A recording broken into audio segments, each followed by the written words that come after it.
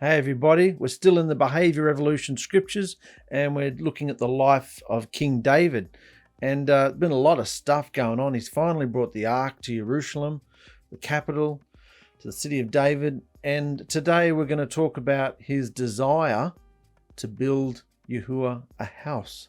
And what's really exciting, I'm just interested in the timing of all these things. I mean, our brother Sean in America, he wrote an article yesterday that I saw about the house. It's all about the word house in Hebrew and what it means today. And within hours of reading that, I start looking into this chapter and it's all about a house.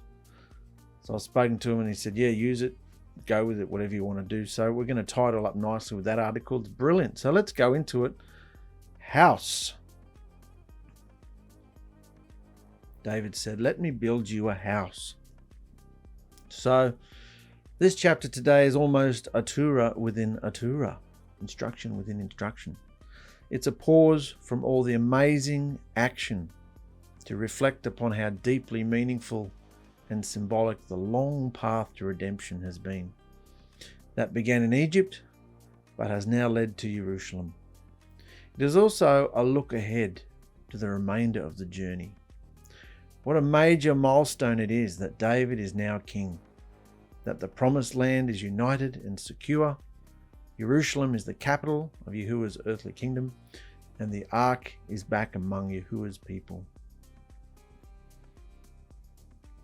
The backdrop for this overview is David's hope to build a temple for Yahuah, and Yahuah's rejection of that plan. However, this chapter isn't so much about temple history, but more about examining a critical point whereby the manifestation of the divine purpose, much deeper and fuller than we've ever seen it up till now, is revealed. So the deeper purpose of what Yahuah is doing in the future, which is very exciting. So let's get into it. 2 Samuel chapter 7, house.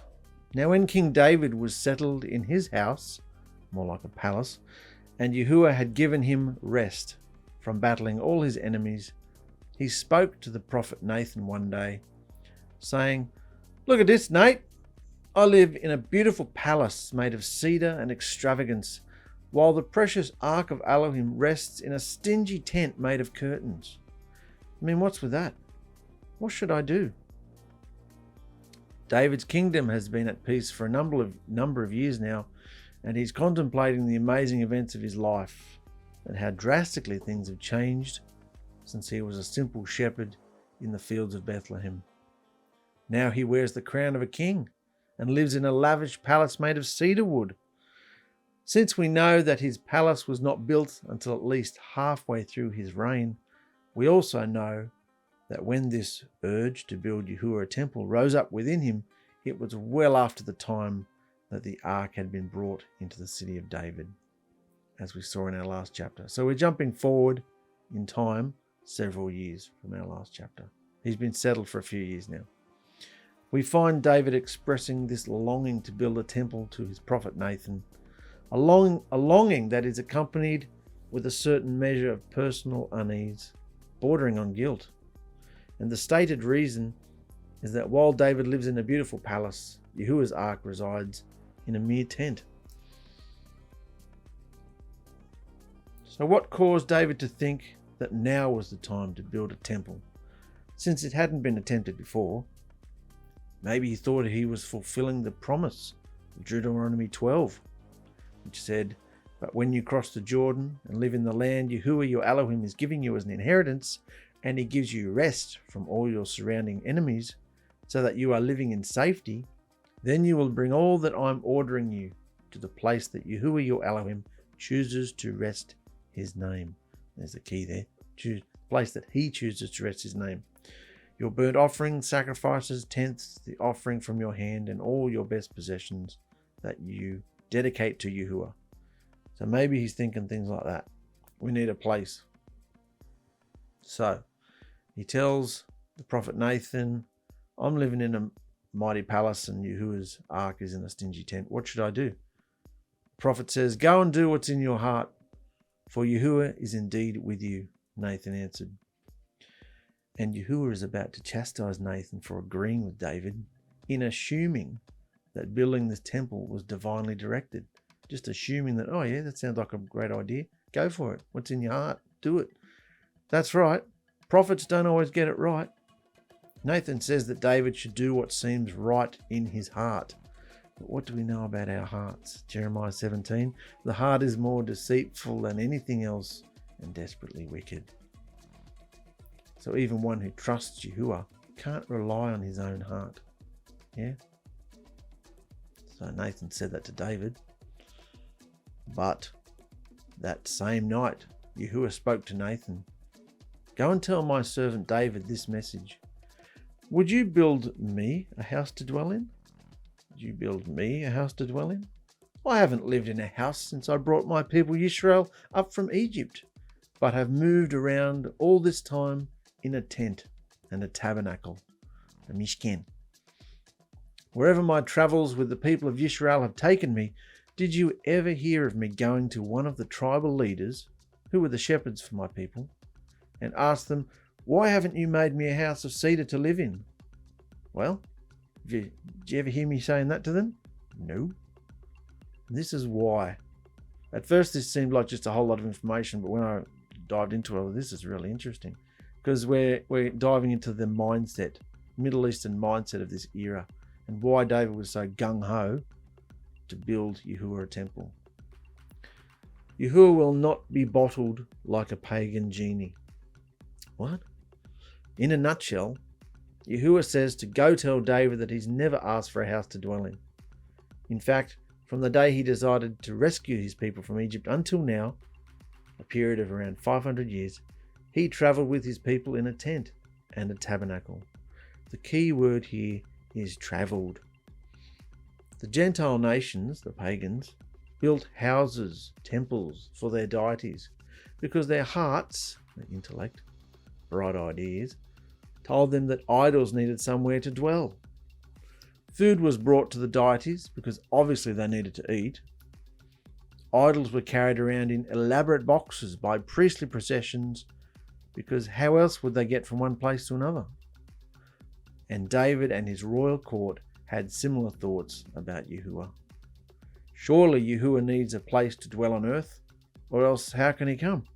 And just as surely it must be a place that is at least as expensive and elaborate as the one for the king. Otherwise Yahuah would be offended. Remember this, we dealt with this all through Exodus, Leviticus, Numbers, how they viewed Yahuah.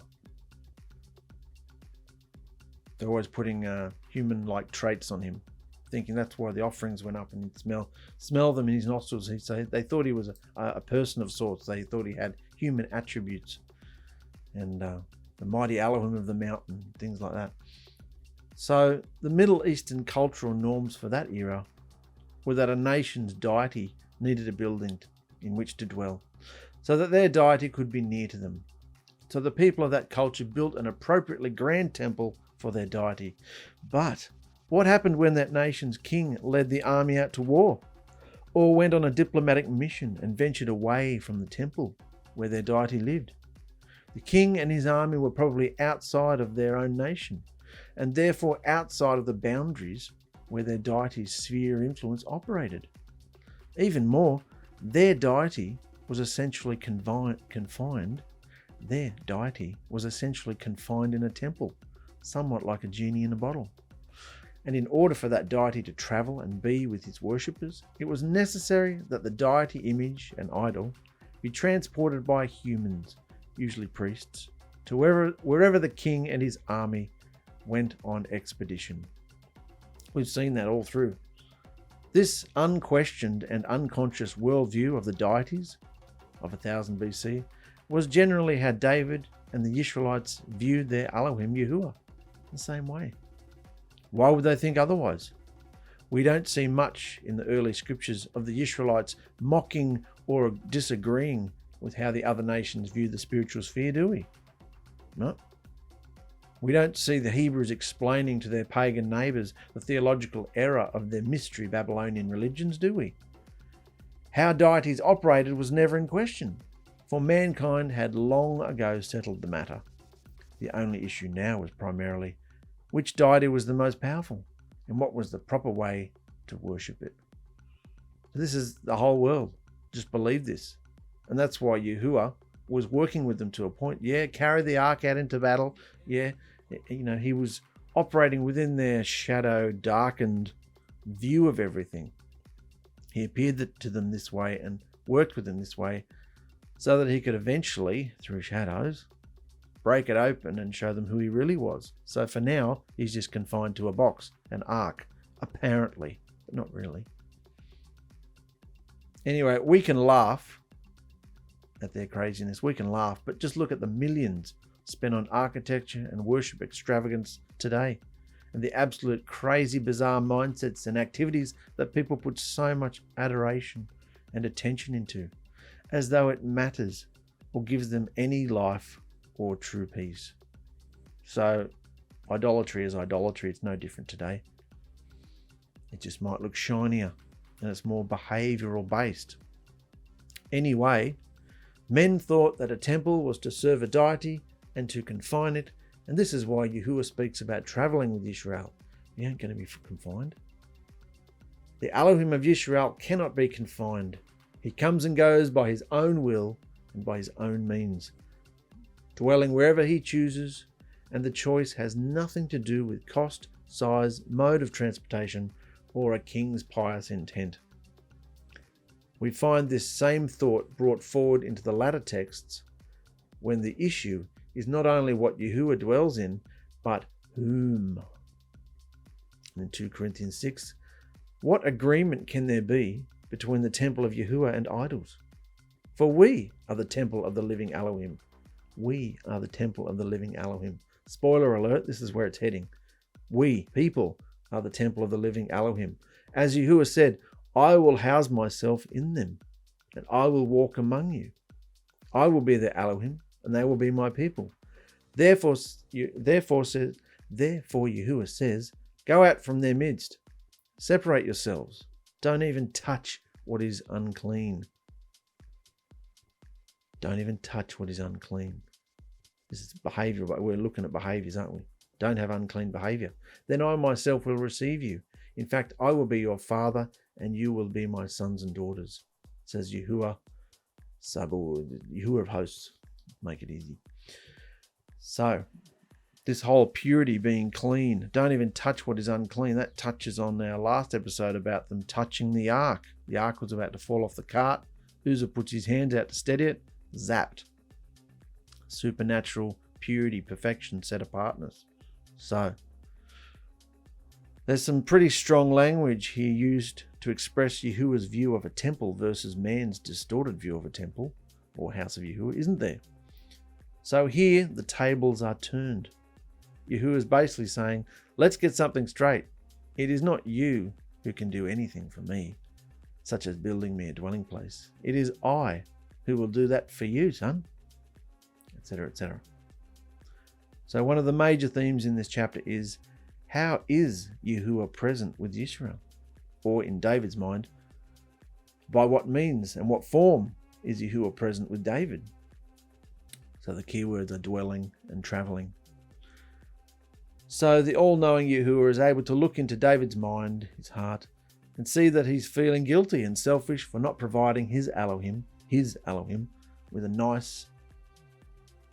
He is feeling guilty and selfish for not providing his Elohim with as nice a place to live in as he, the king, had. But also David was motivated by thinking that Yahuah needed a temple, and Yahuah needed mankind's intervention to help him get around. Not only that, but also David wanted Yahuah to be right there, handy, when he needed his help. Stuffed the genie in a grand bottle, because the last thing David wanted was to have Yahuah out wandering about doing something else when David needed a consultation, or to have Yahuah being left behind when he went out to battle. Therefore, getting the Ark of the Blood Covenant, Yahuah's travelling chest, back into his possession was David's first step. And to this line of foolish human thought, Yahuah says, no. Yahuah says, no, don't need one of those. You ain't going to control, contain, bottle me up. You're not going to treat me like the pagans treat their deities. I will not be worshipped in that way. So, he's speaking to Nathan here. Yahuah is speaking to Nathan here. So go tell David that Yahuah, the commander of divine armies, says, I took you from the pastures where you followed flocks and made you the king of all my people Yisrael. That's right, son. You're now leading my flock. I've been with you wherever you journeyed and have given you victory over your enemies. And I'll make you highly respected, with a name as great as any who live on earth. So I'll be the one to select a place for my people Yisrael, and I'll plant them firmly in that place, a land they can call their own, a land of peace, and the children of wickedness will never oppress them or bother them again. Just like the time I appointed the judges to govern my people, and I will give you rest from fighting your enemies. And here we have some stunning messianic prophecy, because what is being pronounced is not only literal, but also symbolic. And even though the conditions that are being described are occurring in real time at the moment in David's kingdom to some degree, these same conditions will occur again at a more complete level in the future when one of David's descendants is reigning.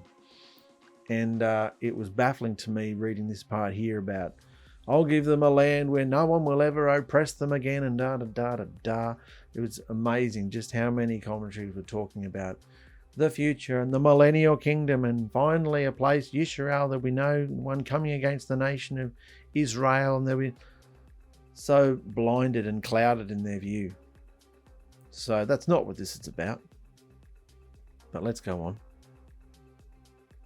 More importantly, I, the eternal Yahuah, swear to you that I will raise up a dynasty from your family and make you a great house. He's talking about the house again. I will raise up a dynasty from your family and make you a great house. Yahuah says that contrary to David building him a house, that he will build David a house. This is not literal, but rather a play on words. This is a play on words, because house in Hebrew is beit, and it means a number of things. First, it can be a dwelling place, just as we typically think of a house or a place of residence. It can also refer to a place where a certain activity, secular or spiritual, is known to take place, like a house of worship or a house of prostitution. And in another sense, it can mean a family or a dynasty.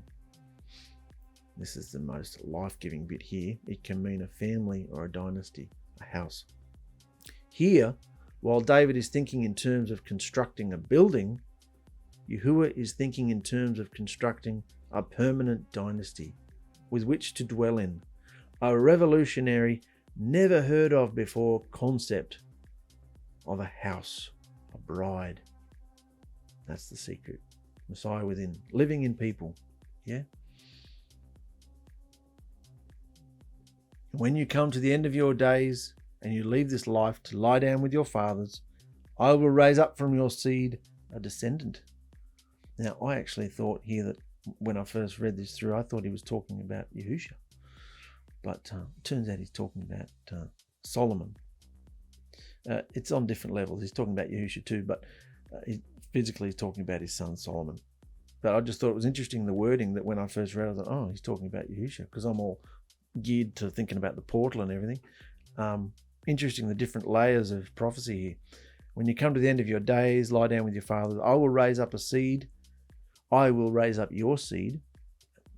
I will raise up from your seed a descendant. Yes, your own flesh and blood. And I'll make his kingdom and family sure.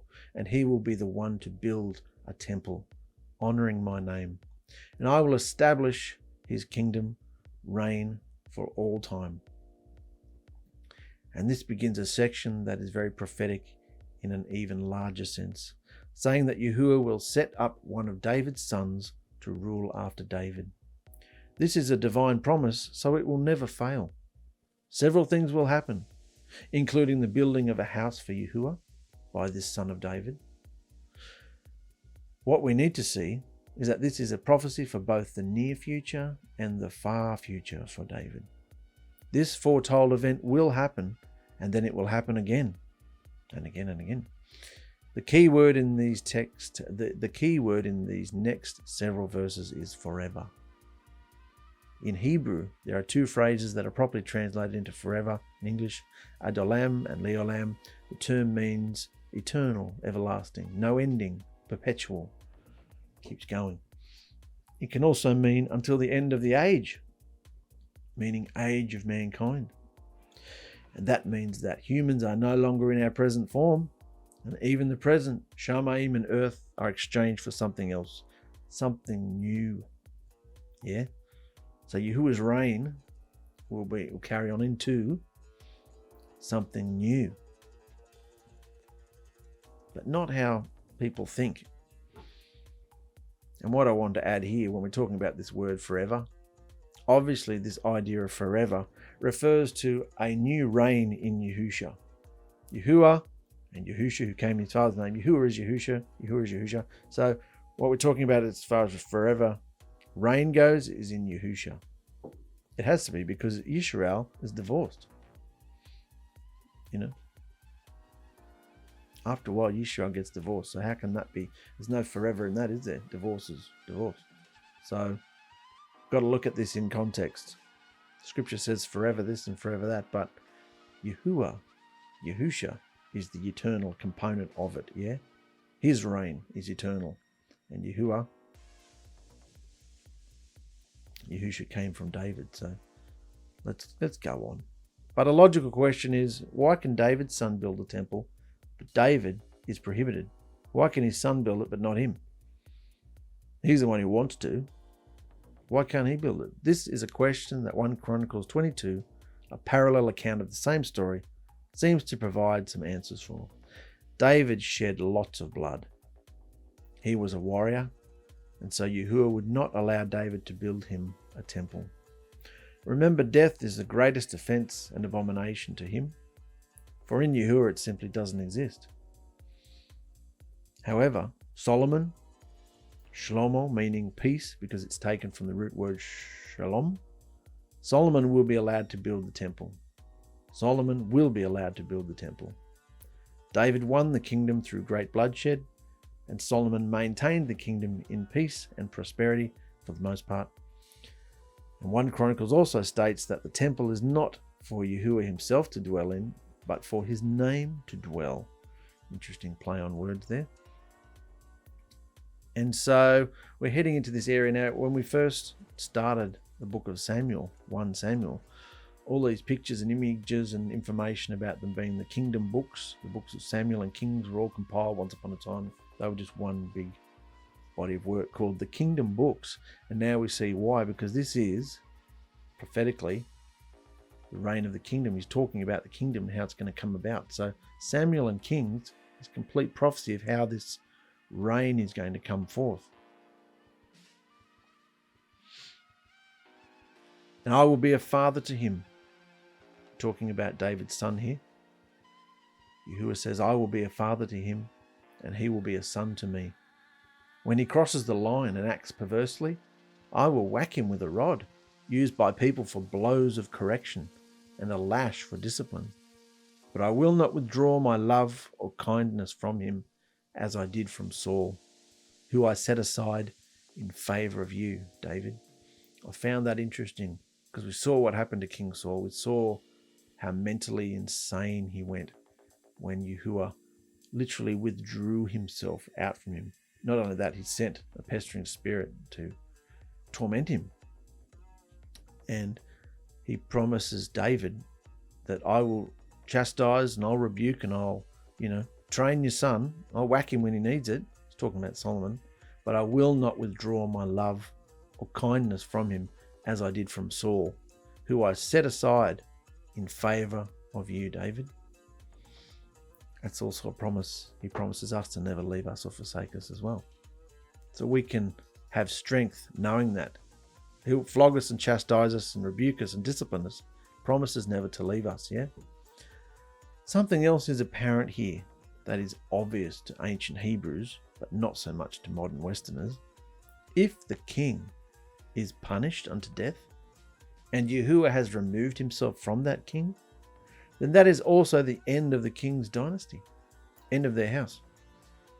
So when Saul rebelled and Yahuah took his favor away from him, Saul's son would take control from a human political standpoint, but he would not be given favor by Yahuah as Yisrael's next king.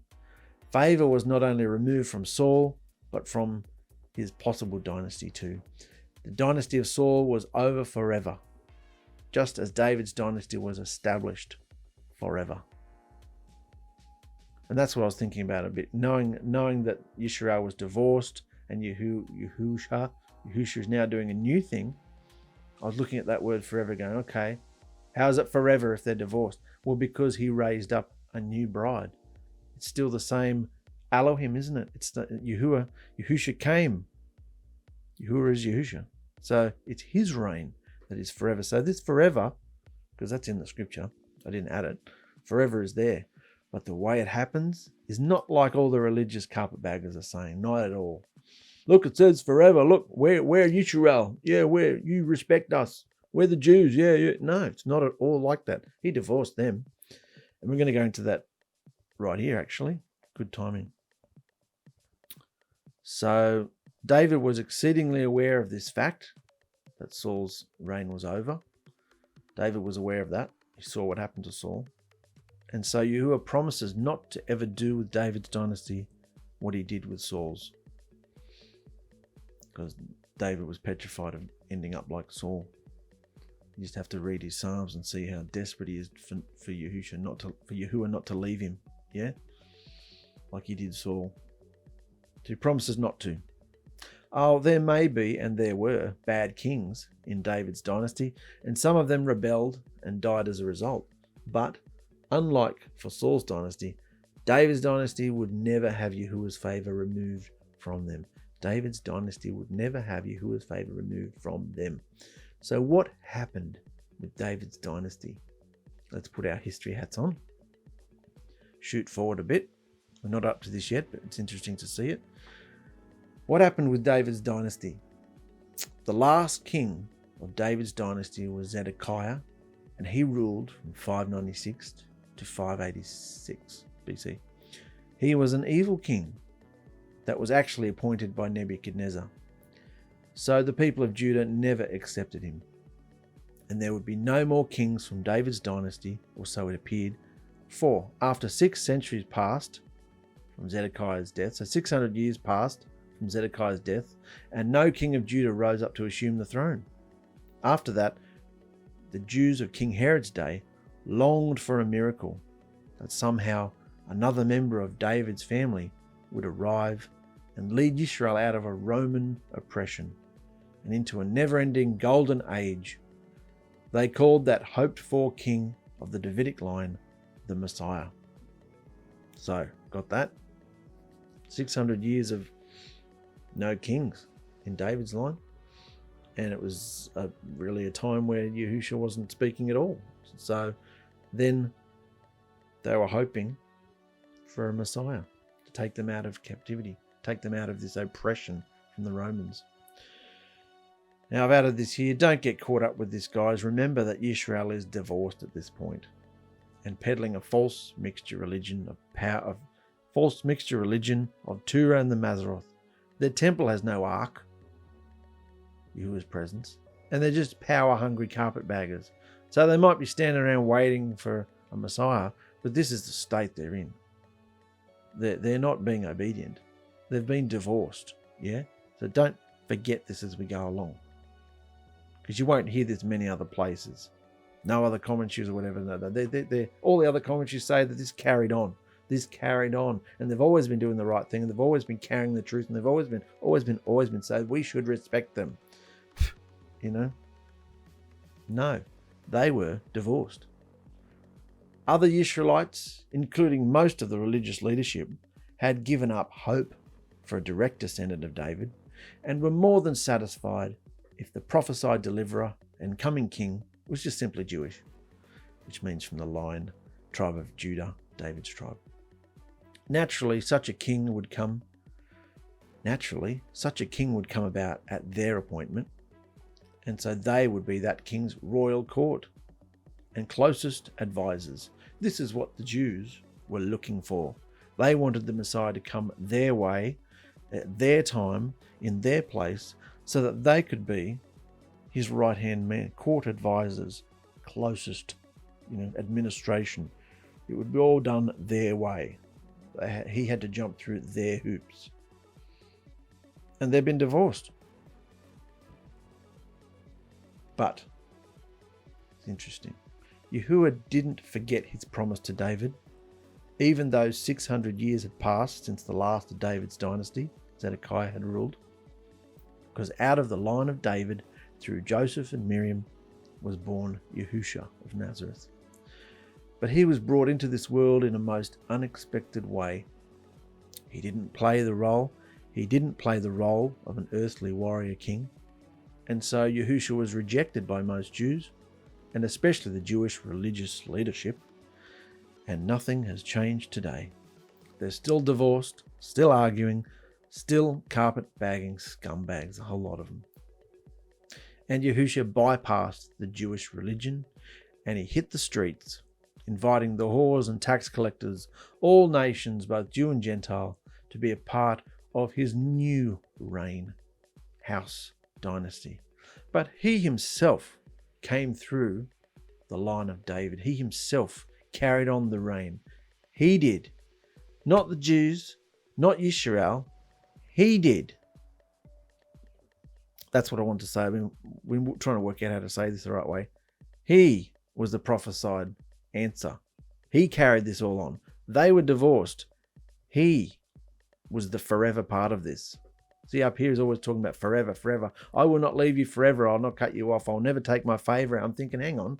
You did take your favor away from David's. You took your favor away from all of them. You divorced them.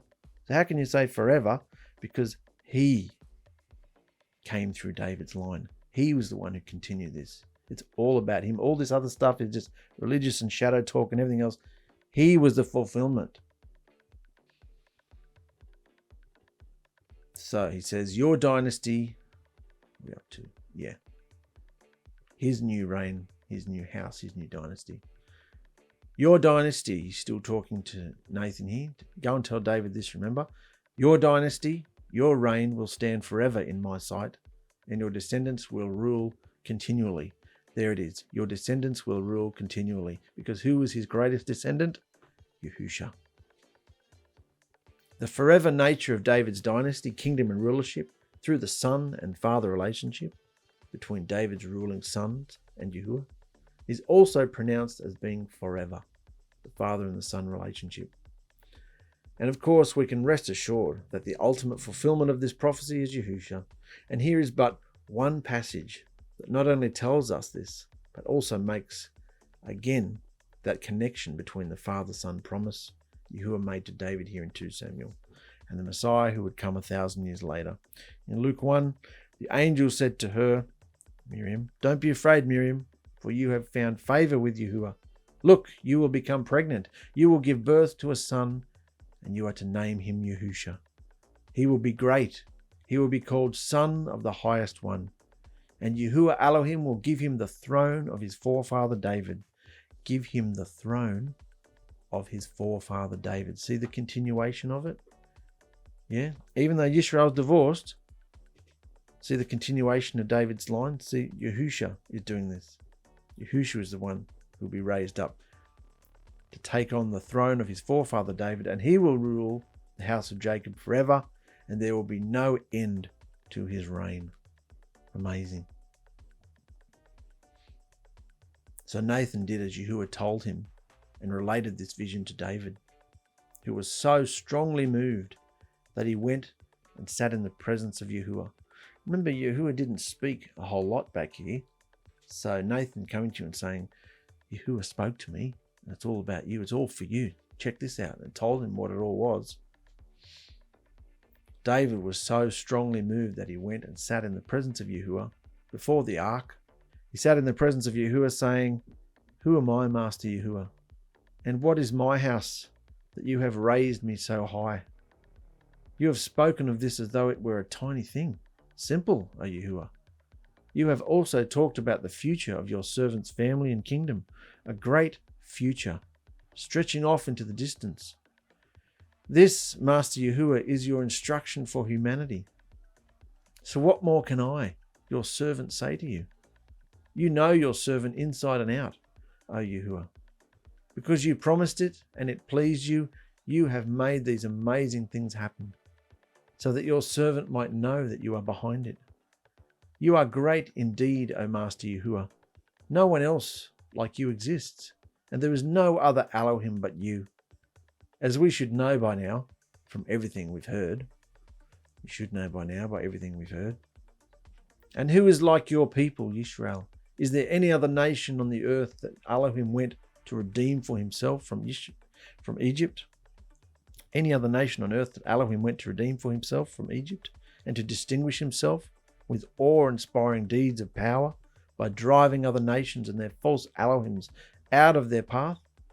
You chose to take Yisrael as your people forever, and you, Yahuwah, chose to be their Elohim. So yes, my Elohim, the word. Yes, my Elohim, the word you have spoken about me, your servant, and my family and kingdom, please make them true forever. Do what you've promised. Then your name will be great forever. In the words, Yahuwah of hosts is the Elohim of Yisrael. And the house of your servant David will be established before you. For you, O Yahuwah of hosts, the Elohim of Yisrael, have shown me what you intend, saying, I will build you a house. And that is why I have found the courage to speak with you in your presence. And now, O Master Yahuwah, you are the one true Elohim, and your word is always true.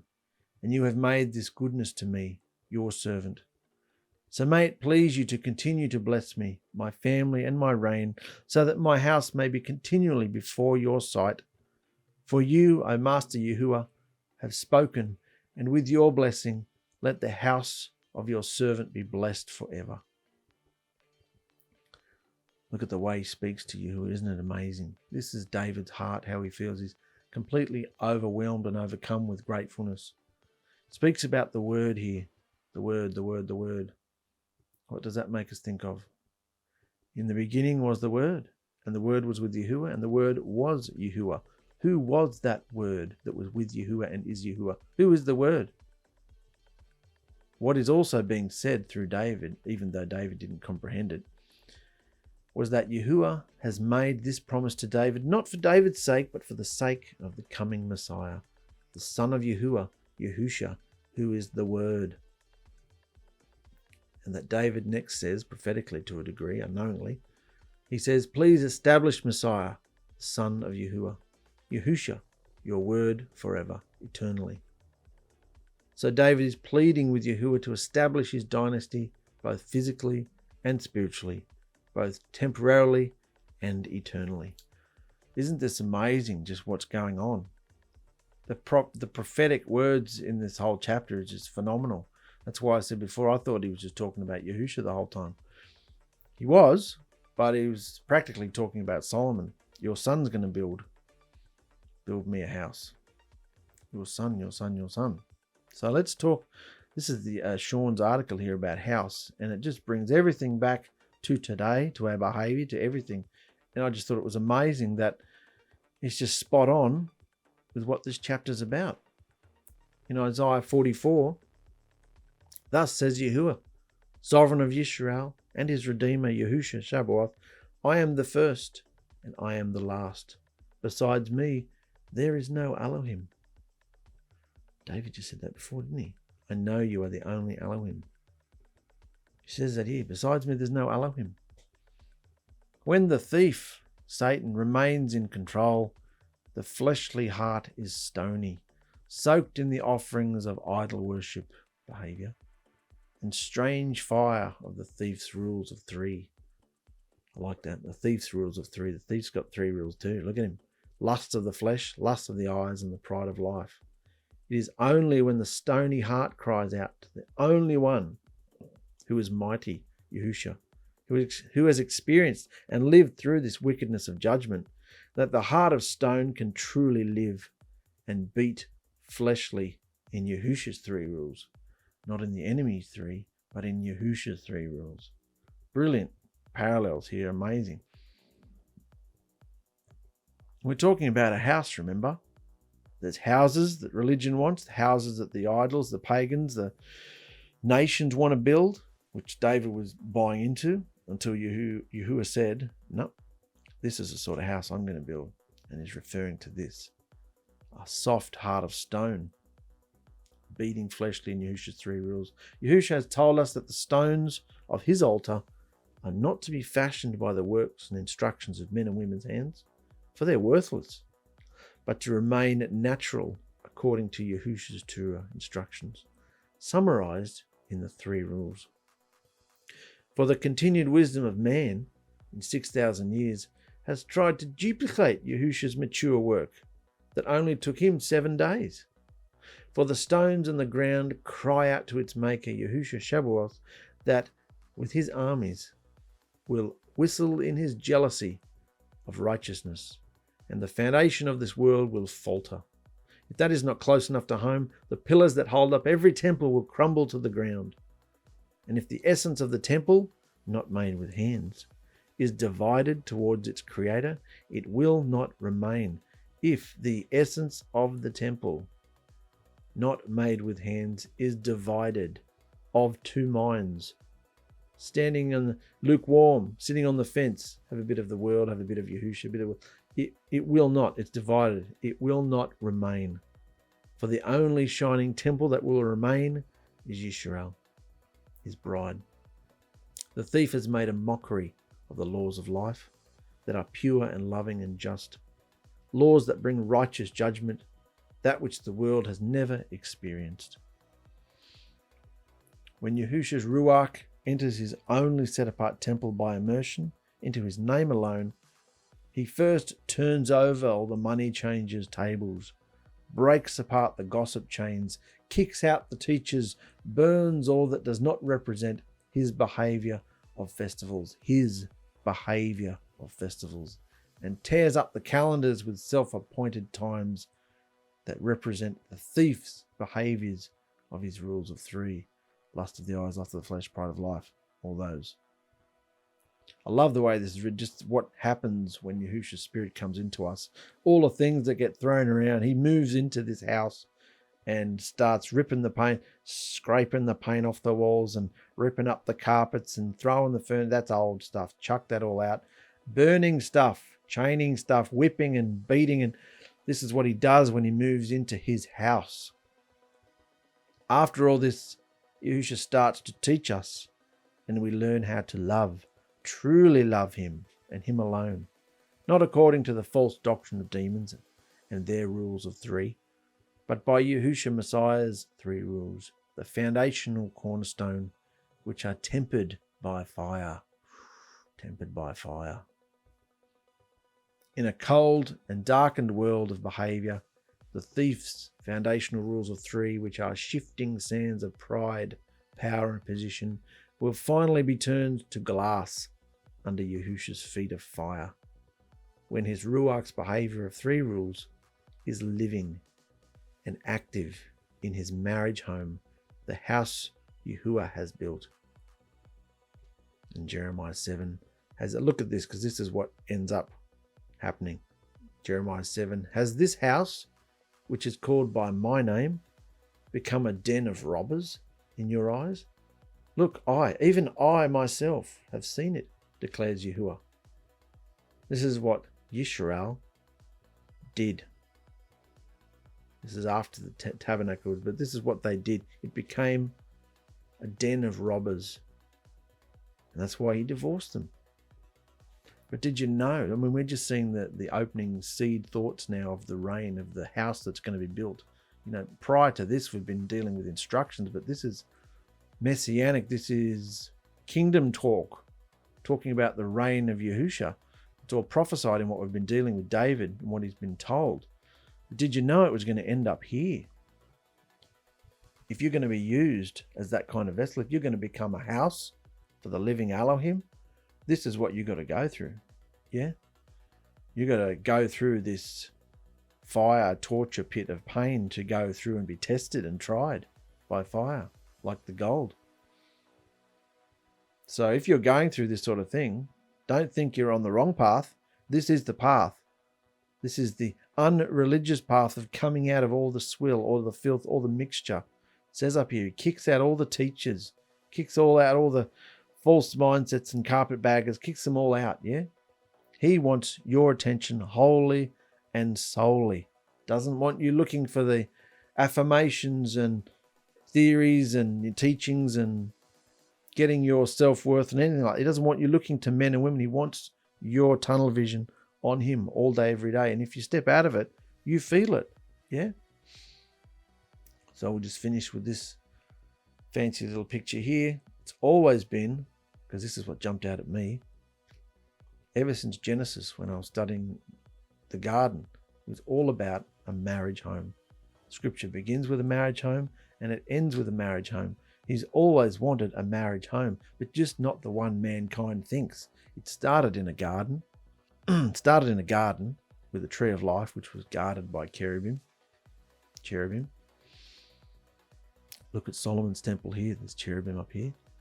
And what guards us, the living dwelling? What guards us? Invisible messengers guard us. Maybe they're cherubim. They guard us, keep us safe, protect us, stop us from stumbling, stop us from driving off the road, stop us from, all sorts of things. This is all about a marriage house, and we're just seeing the seed thoughts of it now with David. So it's so exciting because looking back in retrospect, we can see that while Yahuwah divorced Yisrael, he raised up a new bride. He raised up a new Yisrael through his own blood, yeah? And flung open the doors. Anybody is welcome. Any tribe, any nation, any color, any creed, is welcome to come and graft. Come in, yeah? Be adopted into his commonwealth, into his instructions, into the tree of life. He is the tree of life. His words within us, the tree of life. This is the point. Do you behave as though you are housing the portal of the living Elohim?